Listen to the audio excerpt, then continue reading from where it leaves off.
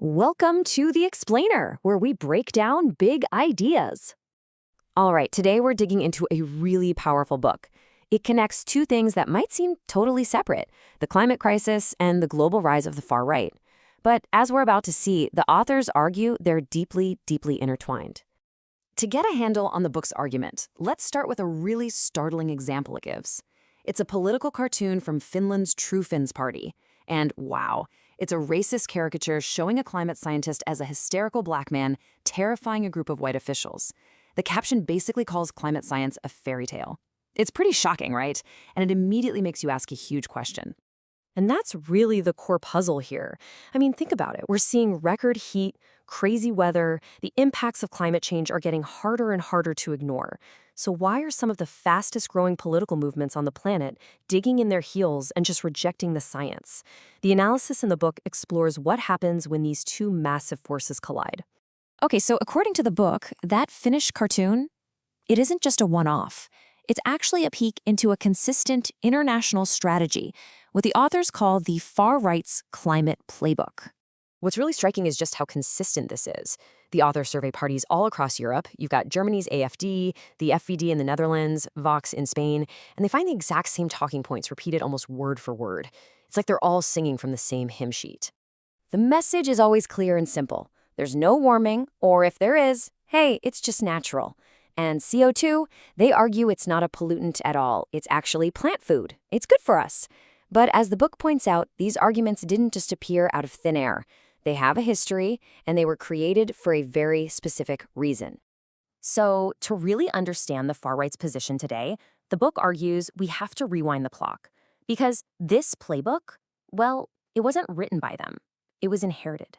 The authors trace organized denial all the way back to the late 1980s. See, this was the moment the science really hit the mainstream. You had scientist James Hansen testifying to the US Senate, the IPCC was founded. Suddenly, this was a massive public issue. And for the fossil fuel industry, well, this was an existential threat. Their response was immediate: manufacture doubt and fight any and all regulation. The book gives a specific name to the group at the heart of this effort: primitive fossil capital. Now that sounds a bit academic, right? But what they mean is pretty simple. They're not talking about just any company that uses energy. They're talking specifically about the corporations whose entire business model is based on pulling coal, oil, and gas out of the ground. For them, climate action wasn't just a threat to profits. It was a threat to their very existence. To protect that business model, this group built what the authors call a denialist ideological state apparatus, or, a denial machine. This was a super sophisticated network of think tanks and PR firms, all funded to do one thing: muddy the waters and delay action by creating the illusion of a scientific debate where there wasn't one. And right from the very beginning, the book shows how this denial was infused with race. This 2006 ad from a fossil fuel-funded think tank is a perfect example.